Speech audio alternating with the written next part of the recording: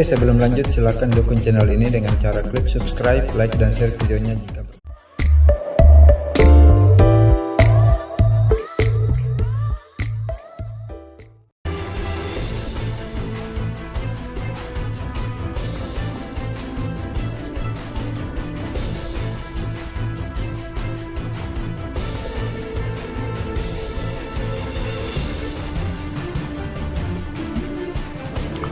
Tulis laporan bansos WA jurnalis Tempo Supadirtas.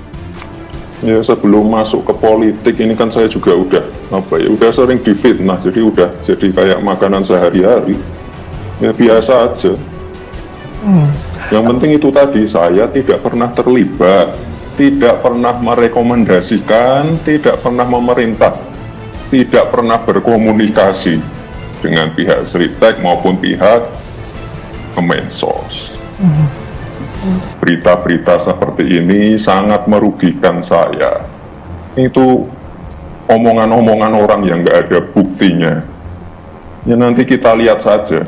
Ya saya sih nggak. Siapapun akan memberikan input kepada penegakan hukum pemberantasan korupsi khususnya di kala COVID ini, termasuk bantuan sosial di Kemensos, termasuk kepada siapapun, termasuk yang dipertanyakan kepada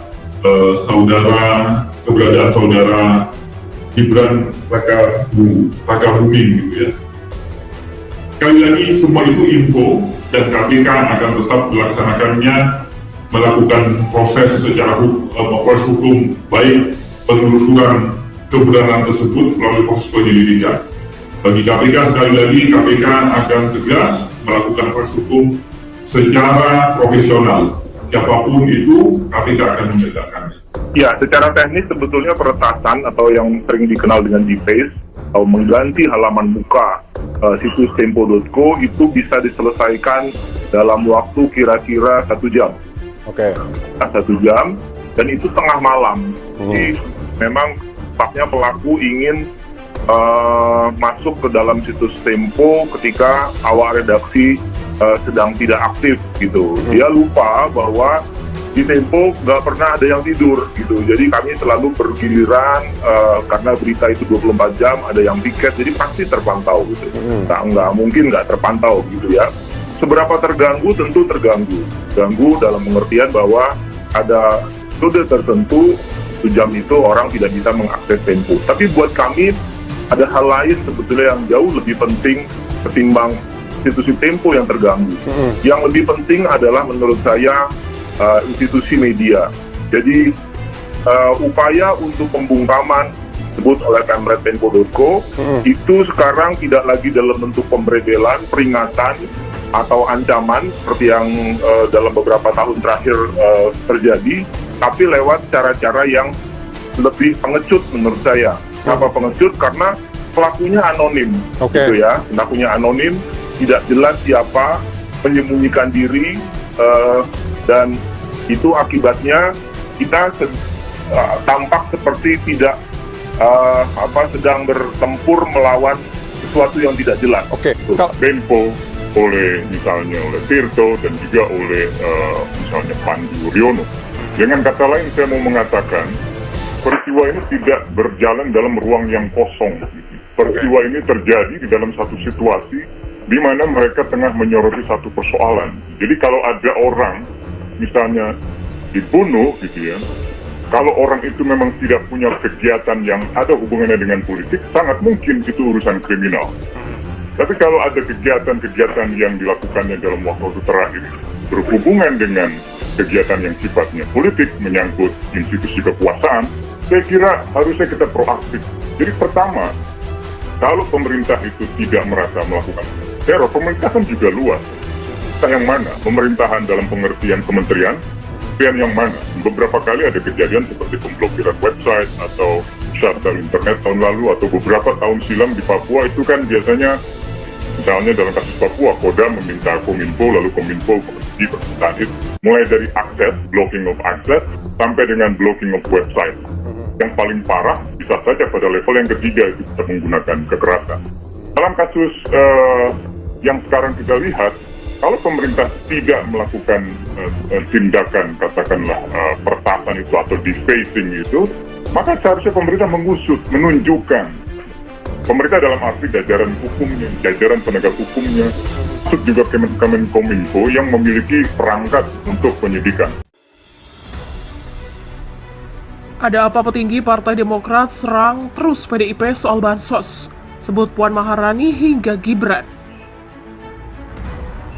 Entah ada apa, satu petinggi Partai Demokrat, Beni Kaharman, menyerang petinggi PDIP sekelas Puan Maharani hingga anak tertua Presiden Joko Widodo, Gibran Rakabuming. Sampai menantang KPK untuk melakukan penangkapan pada kedua kader PDIP tersebut. Wakil Ketua Umum Partai Demokrat, Beni, menjadikan Ketua DPR RI sekaligus petinggi PDIP Puan Maharani bahan cuitan. Tidak hanya itu, Beni pesimistis dengan nyali lembaga anti rasuah itu menangkap ikan kakap besar.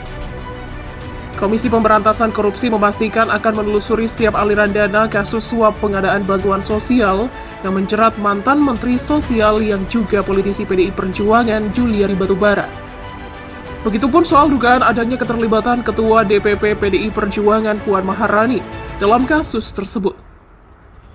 Meski begitu, Wakil Ketua Umum Partai Demokrat, Beni Kaharman, pesimistis.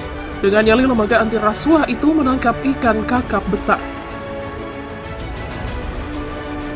Dikutip dari Gala Media berjudul Politisi Demokrat Sanksikan Nyali KPK Seret Puan Maharani.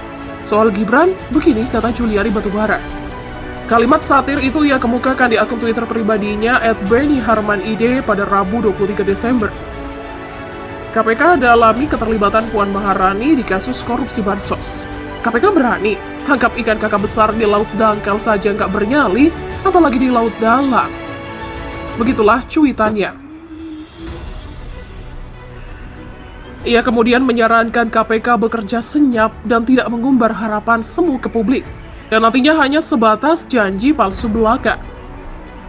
Baiknya KPK bekerja dalam diam, jangan obral harapan, dan jangan doyan main ciluba, liberte. Begitulah ujarnya. Soal keterlibatan Gibran, Juliari Batubara sendiri menegaskan tak ada kaitan dengan putra sulung Presiden Joko Widodo.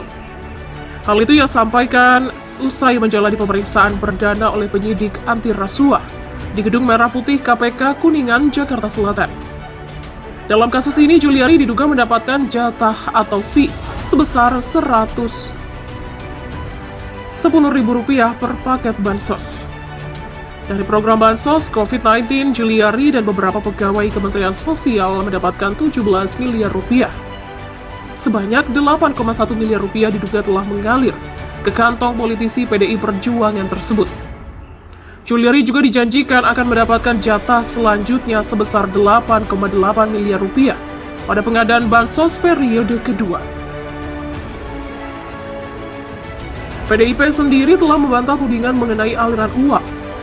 Ketua Badan Pemenangan Pemilu DPP PDIP Bambang Pacul Wuryanto menentang pihak-pihak yang menuding partainya telah menerima uang hasil tindak pidana korupsi. Sementara itu, PLT juru bicara KPK Ali Fikri menegaskan, soal informasi dari media dan masyarakat tentu akan dikonfirmasi kepada para saksi-saksi yang akan diperiksa tim penyidik KPK. Juliari diduga pernah menyerahkan uang miliaran rupiah kepada salah satu orang dekat Puan Maharani di Jawa Tengah pada November lalu. Sebagai informasi, dalam perkara ini KPK telah menetapkan 5 orang sebagai tersangka. Sebagai tersangka penerima suap diantaranya Juliari Peter Batubara selaku Menteri Sosial, Matius Joko Santoso, dan Adi Wahyono selaku pejabat pembuat komitmen di Kemensos. Selain itu, sebagai pemberi suap, KPK menetapkan Ardian IM dan Hari Sidabuke selaku pihak swasta. KPK menduga Juliari menerima fee sebesar Rp17 miliar dari 2 periode paket sembako program bansos penanganan COVID-19 untuk wilayah Jabodetabek.